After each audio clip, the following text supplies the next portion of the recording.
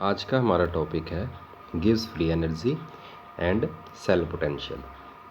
चलिए सबसे पहले हम गिव्स फ्री एनर्जी के बारे में जान लेते हैं। मान लीजिए मेरे पास एक सिस्टम है, कोई भी सिस्टम हो सकता है, इलेक्ट्रोकेमिकल सेल भी हो सकता है, जिसकी एनर्जी है 100 किलो जूल। अब कोई भी सिस्टम अपनी पूरी एनर्जी को वर्क में कन्वर्ट नहीं कर सकता।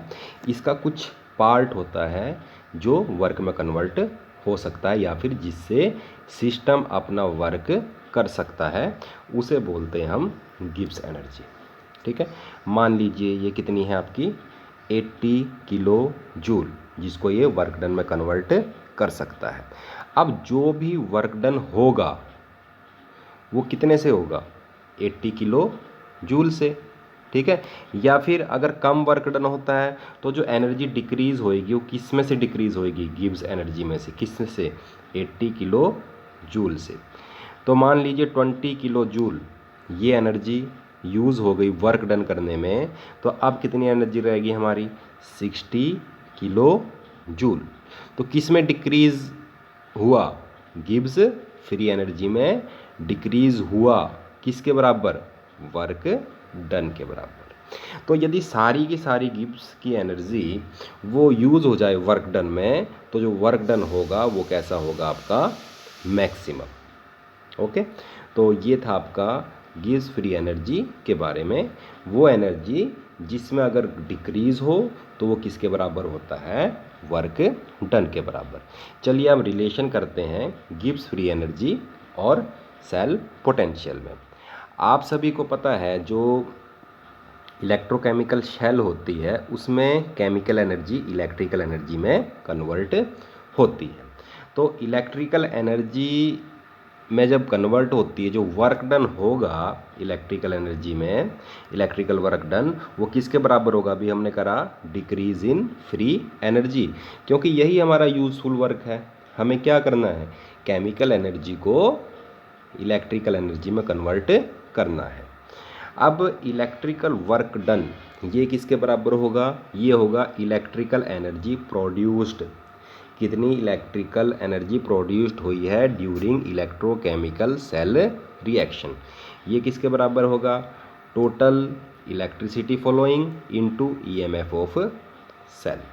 अब जो टोटल इलेक्ट्रिसिटी फॉलोइंग है वो डिपेंड करेगी कितने इलेक्ट्रॉन्स इन्वॉल्व हो रहे हैं, कितने इलेक्ट्रॉन्स मूव कर रहे हैं एनोड से कैथोड की तरफ। ठीक है, मान लीजिए अगर आपके पास 1 मोल ऑफ इलेक्ट्रॉन है, 1 मोल ऑफ इलेक्ट्रॉन मतलब 6.022 इंटू 10⁻23 इलेक्ट्रॉन्स प्रेजेंट हैं, तो जो टोटल चार्ज फ्लो करता है इलेक्ट्रोकेमिकल सेल में से वो होगा आपका 1 फैराडे, 96500 कूलम्ब।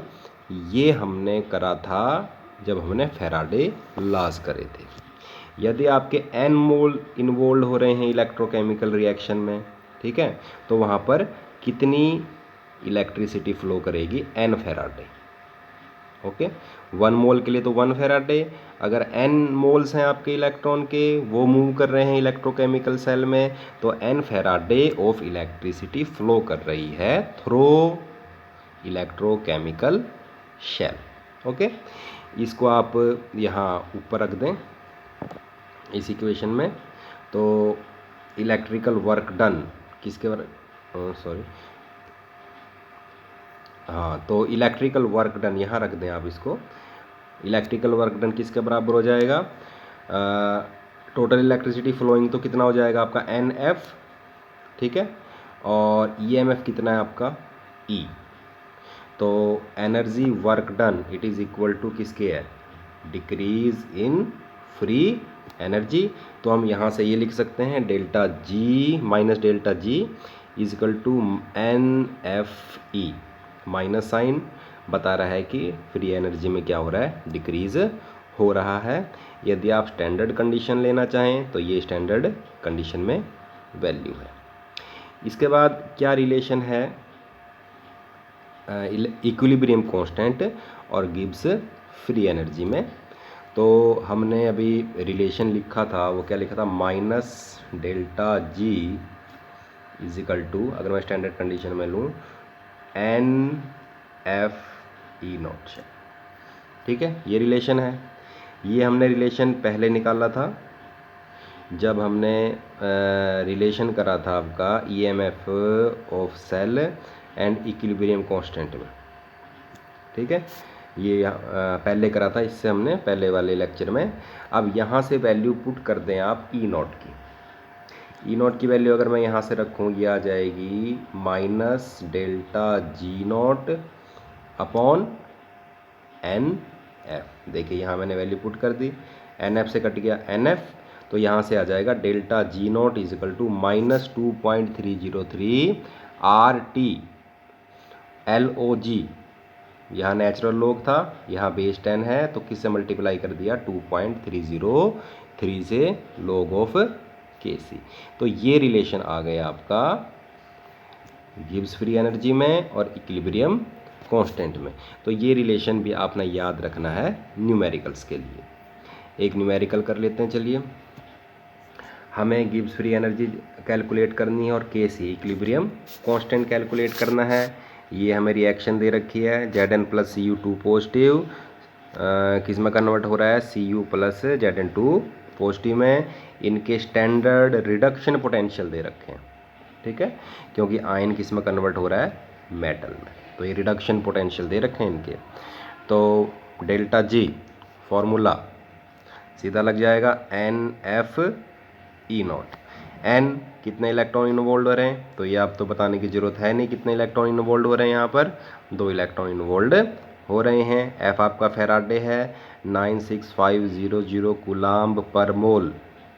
ओके, और E0 shell, EMF of cell निकालिए। कैसे निकाल लोगे, E कैथोड और -E एनोड। ये कैथोड होगा आपका जिस पर रिडक्शन हो रही है, कॉपर की रिडक्शन हो रही है, और ये है आपका एनोड।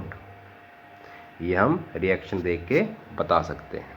ठीक है, तो E कैथोड -E एनोड जब ये घट जाएगा तो ये कितनी वैल्यू आ जाएगी, 1.10। इसको सॉल्व करोगे तो ये आ जाएगा -212300 कूलाम्ब वोल्ट पर मोल। अब आपने साथ में क्या निकालना था, Kc भी निकालना था, तो दूसरा रिलेशन लगा दो, ΔG0 equal to -RT log of Kc। ठीक है, ये ऊपर नेचुरल लॉग है, ये बेस 10 है, सीधा ये नीचे वाला फॉर्मूला आप लगा सकते हो। यहाँ से log Kc की वैल्यू निकाल लो, ये किसके बराबर आ जाएगी, ΔG0 upon -2.303 RT। Values put करो, सॉल्व करोगे तो ये आ जाएगा आपका 37.207। और यहाँ से अगर आपको Kc की वैल्यू निकालनी है तो हमें 37.207 का क्या लेना पड़ेगा, एंटी लॉग लेना पड़ेगा। तो यहाँ से आपका रिजल्ट आ जाएगा। ठीक है, तो ज़्यादा मुश्किल टॉपिक नहीं है, तो इसको आप कर लें।